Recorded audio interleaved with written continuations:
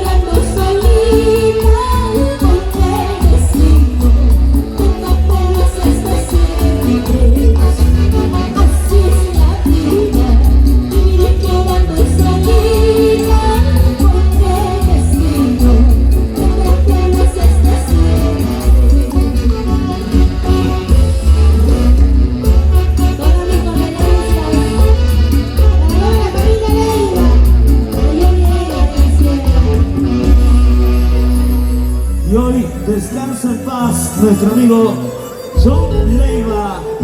El dolor, la ausencia de tu familia, mis más sentidas condolencias a la familia Leiva, a todos tus amigos, a toda tu familia que hoy te recuerda los Juegos Olímpicos de Huancayo. Diosito Leiva, este es el cariño de mi persona, mi familia, los Juegos Olímpicos de Huancayo para ti.